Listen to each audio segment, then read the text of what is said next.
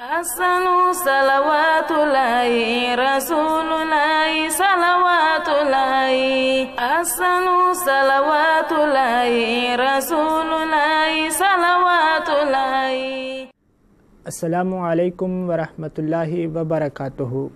Chers téléspectateurs, que la paix et la miséricorde et la bénédiction d'Allah soient sur vous. A'ouz billahi minash shaitanir rajim. Je cherche refuge auprès d'Allah contre le Satan maudit. Bismillahirrahmanirrahim. Au nom d'Allah, le gracieux, le miséricordieux. Bienvenue à l'histoire des prophètes. C'est la 13e partie de la 5e émission qui est consacrée à la vie du prophète Joseph alayhi salam. J'ai avec moi deux invités, Monsieur Abdul Rashid Anwar Saheb, le professeur de la Jamia Ahmadiyya du Canada, et Monsieur Traoré Sadabou Saheb, le missionnaire de la communauté islamique Ahmadiyya du Burkina Faso. Bienvenue à ce programme. Merci.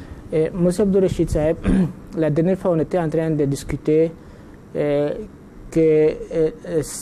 vie du prophète Joseph dans la prison. Comment il a passé ces jours dans la prison? Tout d'abord, il faut comprendre que Aziz, Sylvie qui l'a envoyé dans la prison, ce n'était pas automatiquement après l'événement qui s'est passé avec les femmes.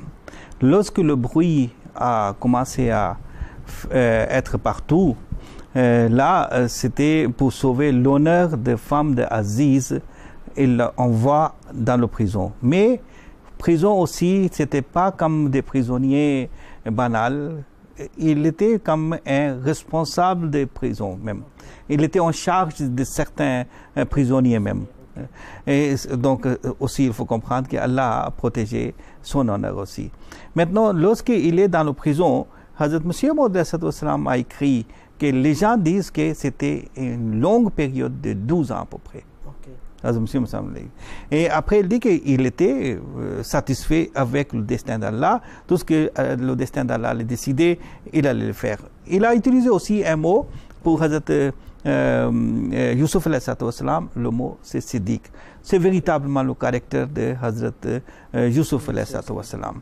Maintenant, il dit, Hazrat Masih alayhi salam, un autre endroit qui est très important, que le saint prophète sallallahu alayhi wa sallam, son caractère et le caractère de Hazrat Yusuf alayhi salam était différent.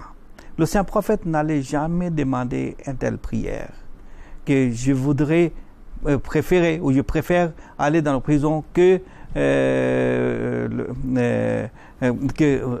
commettre ces péchés. Il allait dire directement, comme on comprend à travers la vie du saint prophète sallallahu alayhi wa sallam, que Allah protège-moi contre toutes sortes de difficultés. La même chose est dit à ce propos par Hazrat Khalifatul Masih le premier. Il dit que le saint prophète sallallahu alayhi wa sallam, son caractère nous montre clairement que lorsque il demande des prières, il dit Innaka afuwun tuhibbul afwa fa'fu anni. Il simplement demande que Allah pardonne-moi. Lui-même, il ne demande pas que de me faire sortir d'une mauvaise chose, une difficulté, et de me mettre dans l'autre difficulté. Et c'est la même chose est dit par Hazrat Khalifatul Masih, les deux aussi. Donc nous devons comprendre ici qu'il y avait beaucoup de qualités de Hazrat Yusuf alayhi salam. Nous avons déjà expliqué. Il y avait beaucoup de ressemblances aussi avec Hazrat Yusuf alayhi salam, avec le saint prophète sallallahu alayhi wa sallam. Mais il y avait certains aspects où le caractère du saint prophète sallallahu alayhi wa sallam se distingue clairement de Hazrat Yusuf alayhi salam. Donc, M. Traoré Sadabou Saheb, donc il est sorti. Comment il est sorti? Au fait, la manière dont le prophète Yusuf alayhi salam a pu vraiment sortir au niveau du prison, d'abord c'est à travers sa soumission à Allah. Comme c'était un homme de Dieu, il savait que c'était l'épreuve de Dieu. Tôt ou tard, il avait fini par sortir. Et cela même l'arrangeait par rapport à commettre vraiment l'acte d'infamie qui était devant lui. Donc en cela étant, les deux serviteurs qui étaient en prison avec lui avaient fait un rêve. Et dans ce rêve, l'autre là a rêvé qu'il était en train de servir son maître avec du dolo.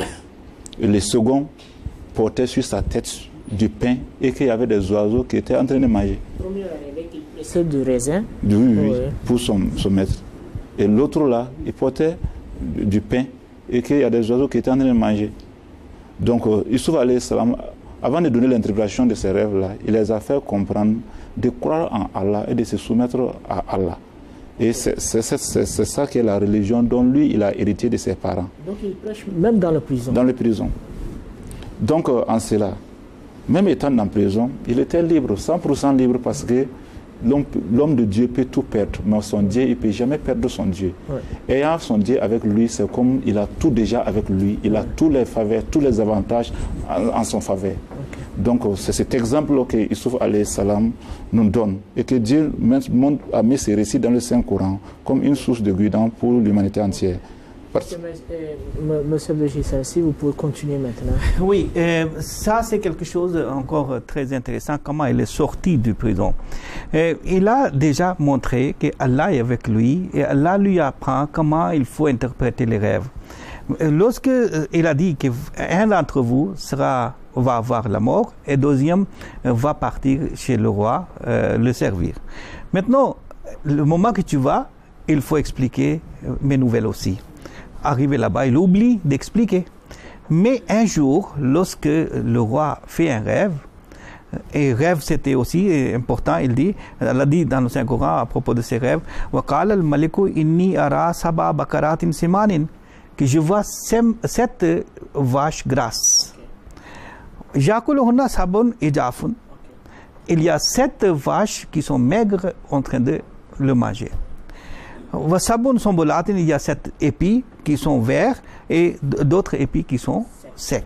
Maintenant, il demande, donnez-moi l'interprétation de ces rêves. Les ulama de l'époque qui étaient dans sa cour, il dit, ce sont des rêves qui n'ont pas de sens. Mais il ne connaissait pas flatter le roi. Oui, hein? Oui. Ils ont dit directement que... Maintenant, le roi n'est pas satisfait. Okay. Et pendant ce temps-là, la personne qui était dans la prison, il a dit que j'ai vu une personne dans la prison. Et ce qu'il avait dit, c'était la vérité. Okay. Donc, va lui demander. Okay. Il est parti lui demander. Et là, voyez le caractère de Youssouf alayhi salam. Il ne dit pas, d'abord il faut m'envoyer chez le roi, c'est là que je veux dire. Ouais. Il explique tranquillement l'interprétation. Ouais. Et le roi est satisfait. Parce que c'était logique que vous allez avoir 7 années de famine. Et ce que vous allez faire maintenant, récolter maintenant, sera suffisant, ou peut être suffisant si vous utilisez bien. Parce que ces mots sont très importants pour les prochaines explications. Donc, faites comme ça. Donc, c'est ça qui est l'interprétation. Il est parti, le roi est satisfait. Il dit, emmenez cette personne devant moi. Je veux voir cette personne. Là, il dit, avant de partir, allez-y, je ne peux pas sortir sans le procès. Il faut faire le procès. Trancher l'affaire. Si j'ai commis des erreurs, je reste en prison. Si je n'ai rien fait, là, oui. Maintenant, il appelle le roi, toutes les femmes. Qu'est-ce que vous avez fait contre lui? Ça montre aussi que le roi est différent d'Aziz. Okay. Maintenant, les femmes ont dit, nous n'avons pas. S'il vous plaît, un bref commentaire sur ce rêve-là. Oui. D'abord, dans la prison, il prêche avant manger. Le Saint-Prophète, une fois, il a invité ses parents, donc il les a servis avec manger. Lorsqu'il voulait prêcher, ils se sont dispersés. La prochaine fois, il a d'abord donné la parole avant de donner du pain. Même Joseph, prophète Joseph, il fait même marier. Maintenant, ici, dans le rêve de comment dire, le roi, dans ce rêve, il y a une leçon pour les dirigeants. Et que lorsque surtout les zones qui sont frappées par les famines, que si dans vos pays vous souffrez de famine, il y a une stratégie, le plan. Le plan, c'est expliqué par Joseph, que lorsque vous s'aimez, stockez, travaillez bien dans la saison pluvieuse, utilisez ce que vous avez besoin, mais l'autre, il faut garder, sauver. Et lorsqu'il y aura famine, à ce moment-là, ça va servir. C'est un principe extraordinaire, très précieux, que le Saint-Coran donne pour comment préserver le manger. Moi-même, j'ai vu ça ici au Burkina, que les gens pratiquent cette chose, même au Côte d'Ivoire, ils laissent dans les épis et le moment qu'ils ont besoin, ils l'enlèvent et ça c'est protégé et c'est la protection d'Allah qui est là aussi. Mais ce que je disais, que Hazrat Yusuf dit, ila rabbika, retourne vers ton maître, ça veut dire le roi, fasalhu ma balu niswati. Ce qui s'était passé avec les femmes. Allati kattana aydiyahunna, ceux qui avaient coupé leurs mains. Inna rabbi bikadihinna alim. Dieu connaît leur plan et certainement maintenant vous allez connaître la vérité. Et lorsque le roi appelle ces femmes, il demande, elles disent, nous n'avons pas appris quelque chose de mauvais pour lui. C'était un homme comme un ange. Maintenant, comme il n'y avait pas d'autres preuves pour montrer qu'il était vraiment coupable, donc cette femme aussi dit, Allah an hasasallako. Que maintenant, tout est clair, je suis obligé d'accepter que lui, il n'avait rien fait contre moi. Donc, Dieu l'a, comme a dit, Dieu l'a lavé de ses accusations. Après, est-ce qu'il a trouvé une offre de la part du roi, quelque chose, le roi l'a aimé, il y a l'offre de la part du roi, il a accepté, qu'est-ce qui est arrivé? Bien sûr que Hazrat Yusuf alayhi salam, il a eu vraiment l'offre du roi. Une fois qu'il a été innocenté aux yeux du roi, donc le roi a vu que cette personne-là, qui a été à la hauteur de faire une très belle interprétation du rêve, auquel lui-même ses propres savants n'ont pas pu faire. Donc celui-là méritait vraiment une place honorable auprès de lui. Et voilà pourquoi il lui a proposé un poste. Et Yusuf alayhi salam a dit que lui, il pouvait y gérer les affaires des vivres. Donc voilà pourquoi c'est ça, le trésor. Voilà. Donc c'est ce poste-là qui lui avait été confié. Et donc c'est lui-même il propose. D'abord le roi dit que voilà, je veux que tu sois proche de moi parmi les ministres. Maintenant lui-même dit ok, moi je veux ce poste. Lui-même il a choisi ce poste-là, il a proposé ce poste-là. Parce que tout simplement, selon le plan de Dieu, puisque c'était un prophète de Dieu, il recevait des révélations d'Allah subhanahu wa ta'ala. C'est à travers ça qu'il pouvait rentrer facilement en contact avec sa famille. Donc comment il le contacte? Pour moi, ce n'était pas simplement à cause des rêves. Rêve était une cause pour se présenter devant le roi, mais ce n'était pas la raison du choix de Yusuf alayhi salam pour le poste offert. C'était plutôt lorsqu'il est arrivé, après ce procès, le roi a compris que même lorsque personne ne le voit, il reste fidèle à Dieu, il a peur de Dieu seulement, il est un homme intègre, un homme honnête, donc il a prononcé, et comme la Bible aussi nous soutient ici, il a annoncé qu'après moi maintenant, c'est Joseph. Et seulement, dans certaines traditions c'est mentionné, seulement le couronne je ne vais pas lui donner, le reste, tous les droits je le donne. Donc il était proposé un poste de premier ministre à peu près. Maintenant, est-ce que Youssef dit non, donnez-moi ce travail. Pourquoi il demande ce travail? Il demande ce travail parce qu'il a présenté un projet, un plan, même si c'est Dieu qui lui a dit. Un plan, comment il faut sauver le peuple. C'est le plan qui est venu dans le cerveau du roi, mais c'est Joseph qui détecte ce plan. Maintenant, c'est lui-même qui va appliquer. C'est le rêve qui est fait par Allah. Maintenant, Allah fait comprendre ses rêves. Maintenant, le plan, en quelque sorte, c'est Joseph qui a fait. Maintenant, si Joseph ne prend pas ce poste, à ce moment-là, quelqu'un d'autre peut prendre et simplement pour dire cette personne avait interprété le rêve pour rien et ce n'était pas le véritable raison. Donc ça veut dire qu'on peut essayer d'accomplir notre propre rêve aussi. Oui, ça aussi, mais il y a une autre raison aussi. La raison, c'est que tout d'abord, Hazrat Yusuf il dit que c'est moi qui va faire ce plan et ces postes-là, il était proposé comme Premier ministre. Il se dégrade. Il se dégrade que pour le peuple qui doit faire quelque chose. Étant un prophète d'Allah, les peuples sont plus m'intéressent plus. C'est pour cette raison je vais travailler pour le peuple. Et c'est pour cette raison j'accepte ce poste où vous pouvez gérer bien la situation des famines et les autres choses. Okay. Donc comment maintenant la famille est réunie? Comment il a son poste maintenant, il accepte, le roi accepte, et maintenant comment il retrouve sa famille? Tout comme il vient de le dire, c'est à travers ce travail-là qu'il a pu quand même réconcilier sa famille, puisque tout simplement tout passait par lui, pour ce qui concerne les questions de vivre à l'époque de cette zone-là. Okay. Donc au regard de cela, ses frères étant en contact avec lui pour chercher du vivre, qui les avait donné du faveur, et qu'en plus de cela, en retour, il les a demandé d'amener le Benjamin, qui était lui son petit frère. Okay. Donc, eux aussi, ils ont fait tout ce qui était en leur pouvoir pour convaincre le papa.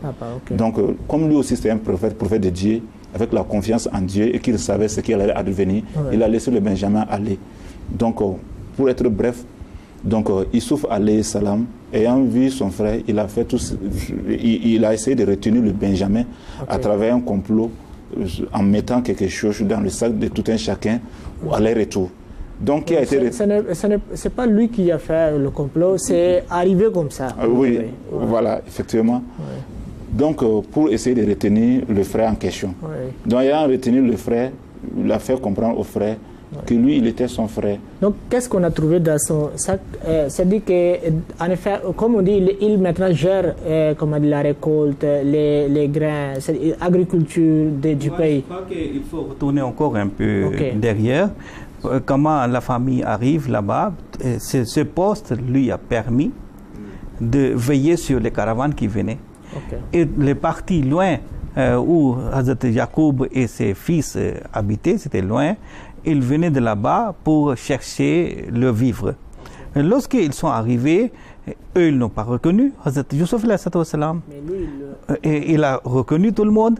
Maintenant, regardez, là aussi, c'est quelque chose qui est très important, que Hazrat Jacob dit à ses fils, ne rentrez pas dans la même porte. Différentes portes de la ville, lorsque vous rentrez, vous ne serez pas reconnu que d'où vous êtes venu, et beaucoup de plans contre vous seront déjoués. Maintenant, lorsque Hazrat Youssouf voit ses frères, tous ses frères, il a déjà l'amour pour ses frères, malgré ce qu'il avait fait contre lui. Et il reconnaît maintenant, il a envie de rester aussi avec son frère. Dieu, maintenant, fait un plan. C'est le plan de Dieu, que comment son frère peut rester. Maintenant, il y a une mesure avec laquelle on mesure le vivre avec tout le monde. La première arrivée, qu'est-ce qu'il fait là, comme a dit, il leur dit, il retourne leur mesure et il leur dit de rentrer et revenir avec votre Benjamin, et il fait de telle sorte qu'il ajoute quelque chose, il retourne leur prix même pour qu'ils puissent revenir. Donc à deuxième arrivée, c'est ça qui arrive. Et même vous voyez comment Youssouf il était intelligent, et les frères, ils n'ont même pas compris, même là, malgré qu'il avait dit. Maintenant, lorsque deuxième fois il arrive, et Jacob a parlé à propos de Youssouf, et toujours il attendait Youssouf. Toujours il disait que je sens l'odeur de Youssouf. Donc maintenant, le moment qu'il est arrivé, et c'est cet événement qui s'est passé, il mesurait pour donner. Maintenant, par la loi de ce pays, et il respecte la loi du pays aussi. Par la loi de ce pays, il n'avait pas le droit d'arrêter quelqu'un ou garder quelqu'un. Mais pourquoi il va arrêter quelqu'un? À cause de quoi? Son frère, il voulait le voir, il voulait rester avec lui. Mais il n'avait pas le droit de garder son frère. Mais, donc, excusez-moi un peu. Donc, cela montre aussi qu'il était sous le roi. Oui, bien sûr. Comme vous avez déjà dit, parce que dans certains exégèses, par exemple dans Ruhul Mani, c'est écrit, leur manière d'interprétation était que l'étoile, comment dire, le soleil c'était le roi, la lune était des ministres, et comment dire, les étoiles étaient des autres ordinaires, des officiers. Donc c'est leur interprétation. Deuxième calife, premier calife aussi, tous les deux, ils ont rejeté cette interprétation. S'il vous plaît, continuez. Donc maintenant, le moment qu'il mesurait, par oubli, ce n'était pas quelqu'un fait exprès, pas oublie le mesure à rester dans les bagages. Donc c'est quelle mesure qui restait avec lequel il mesurait pour donner. Donc soit dans le Coran, soit Malak, la coupe du roi qui restait dans le sac de Benjamin. Oui, oui.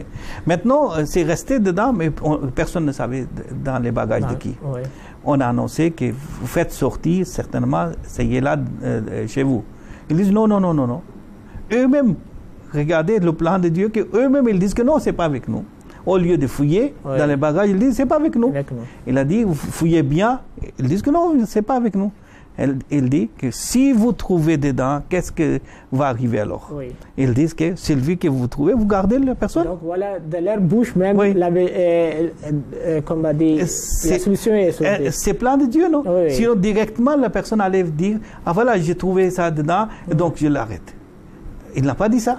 Il a donné toute l'occasion que les personnes puissent faire sortir ces mesures à partir de... Donc, on trouve la coupe du roi dans le sac de Benjamin.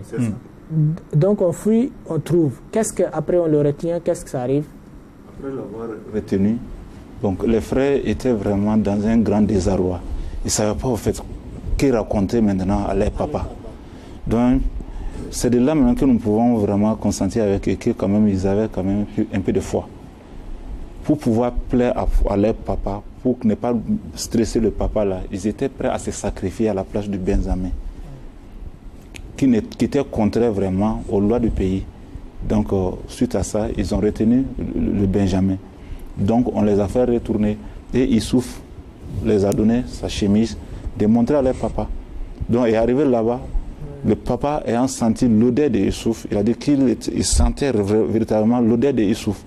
Donc, à travers ça, c'était une preuve fulgurante que vraiment, son fils était en vie et que c'était sa chemise. Donc, et que c'était un message aussi pour dire que venez me chercher, je suis là. Ok, si vous pouvez ajouter. Oui, ça c'était aussi une chose très intéressante. Lorsqu'ils ont dit que vous gardez-nous, un de nous, à la place et vous pouvez laisser partir parce que son papa est vieux et il a beaucoup de tristesse déjà et vous le laissez partir et nous allons rester. Ils disent non, la loi du pays dit avec qui vous avez trouvé la chose, c'est lui seulement qui peut rester. Maintenant, vous étiez vraiment injuste, maintenant partez. Est-ce que cette loi existe dans le royaume chrétien? C'est dans le royaume chrétien, hein. Il dit que celui qui fait le péché, c'est l'autre qui souffre. Ah oui, oui, je comprends maintenant. Oui. Donc maintenant, lorsqu'ils sont retournés avec la chemise, avant aussi, il avait montré une chemise Hazrat Yusuf qui n'était pas le vrai chemise de Hazrat Yusuf et il avait déjà compris Hazrat Jacob parce qu'il attendait Yusuf depuis longtemps et il pleurait pour son enfant parce que c'était un enfant qui avait cet amour de Dieu, donc cette lumière restait toujours dans son cœur et il attendait. Maintenant lorsqu'il est parti avec la chemise de Hazrat Yusuf tout le plan qu'il avait fait avant était déjoué.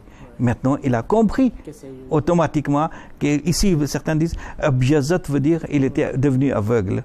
Ce n'est pas ça, c'est aussi Ainahu.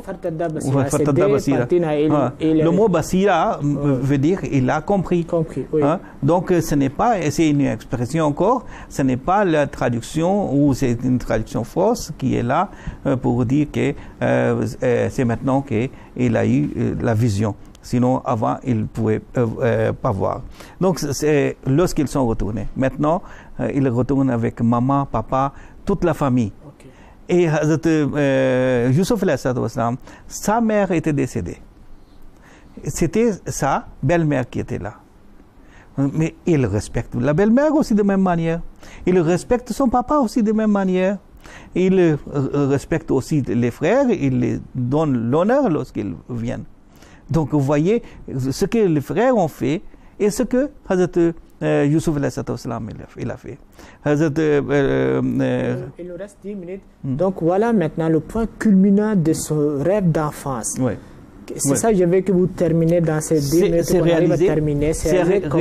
C'est réalisé de la même manière comme il avait rêvé, et que toutes personnes sont venues et ils se sont soumis à Hazrat Yusuf alayhi salam. Oui. Monsieur Sadabou Saïb, vous expliquez donc ils sont arrivés, comment le rêve se réalise maintenant? Le rêve s'est bien réalisé comme prévu, parce que étant arrivé chez Yusuf alayhi salam, il les a bien accueillis et il a pardonné aussi à ses frères. Donc, et il les a fait comprendre que Dieu les a donné une place de supériorité, lui et son petit frère, au-dessus de tout simplement parce que... Maintenant, eux-mêmes, ils acceptent que Dieu t'a donné la préférence. Voyez, avant, ils n'acceptaient pas. Oui. Lorsqu'ils voyaient la préférence donnée par leur papa. C'est ça. Maintenant, lorsqu'ils ont compris la vérité, eux-mêmes, ils prononcent la vérité. C'est ça, effectivement. Ok, maintenant, comment réalisent leur... Parce que dans le rêve, ils voient qu'ils se sont prosternés devant lui. Est-ce qu'effectivement, lorsqu'ils sont arrivés, ils se sont prosternés devant lui? Oui, cette prosternation, ça ne veut pas dire forcément se prosterner, puisque naturellement, un être ne peut pas se prosterner devant un autre être. Tout se prosterne devant Allah, le Créateur. Donc le mot sajida et sujoud en arabe, dans le Saint-Coran, ça ne veut forcément pas dire se prosterner, mais ça veut dire aussi se soumettre.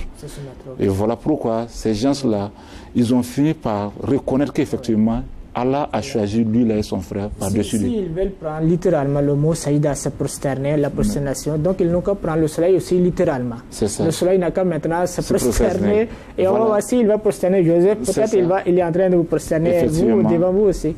Effectivement. Donc voilà pourquoi la plupart du temps, si nous suivons des interprétations qui sont en contradiction avec vraiment les paroles de Allah subhanahu wa ta'ala, nous verrons qu'il n'y a pas de logique, c'est illogique. Il y a des chevauchements. On ne pourra plus nous en sortir. Donc, pour être clair, ça veut dire se soumettre. Ils se sont soumis parce que Dieu est de leur côté. Et pour que Dieu nous accepte, il faut que nous nous soumettons à lui et demandons pardon à Allah. Monsieur Abdul-Rachid, si on peut en bref expliquer les leçons qu'on peut tirer de ce récit. Tout d'abord, nous devons comprendre la fin de cette histoire de Hazrat Yusuf est très importante parce que ça donne une ressemblance avec le saint prophète sallallahu alayhi wa sallam. Hazrat Yusuf il dit La tasriba alaykum al-yawm. Vous êtes libre, moi je ne vais pas prendre de revanche. Donc il ne prend pas la vengeance. Et vous avez fait beaucoup de choses contre moi, vous avez fait beaucoup de choses contre mon frère, mes parents, mais moi je laisse tout. Mais ça c'était ses propres parents. Mais malgré cela, le Khalifa al-Masih II dit que seul cet acte va faire que Hazrat Yusuf va vivre spirituellement toujours. Ça, c'est par rapport à Yusuf. Mais en même temps, si on constate que ce que le saint prophète a fait, c'est plus extraordinaire ce que Hazrat Yusuf a fait. Il avait pardonné ses propres frères. Il avait pardonné les frères qu'il vivait avec. Mais le saint prophète, il a pardonné ses propres ennemis qu'il n'avait aucun lien sanguin avec ces personnes.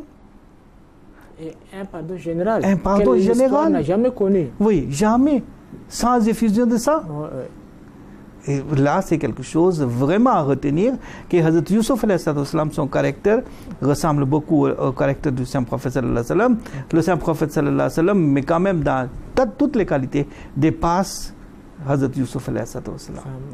C'est vraiment extraordinaire. Donc, chers téléspectateurs, dans cette émission, la 5e émission, on a essayé de développer la vie du prophète Joseph. On a vu que sa vie est pleine des événements et sa compétence d'interpréter le rêve, donc il était vraiment extraordinaire. Lorsqu'il interprétait le rêve, c'était juste, on a constaté que même les oulémas, les grands marabouts du roi même étaient incapables d'interpréter le rêve. Et on a vu même qu'il était ferme, il était pieux, il était chaste. On a vu même qu'il pardonnait. On a vu même qu'il avait la capacité de gérer le pays même.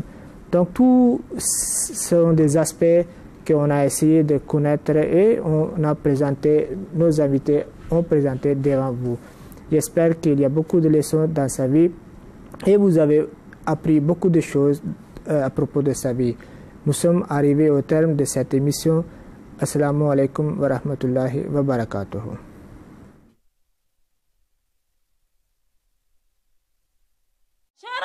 sharafi salawatullahi karami salawatullahi asanu salawatullahi rasulullahi salawatullahi sharafi salawatullahi mai salawatullahi asanu salawatullahi rasulullahi salawatullahi muhammadu salawatullahi ahmadu salawatullahi mahmudu salawatullahi najiyullahi salawatullahi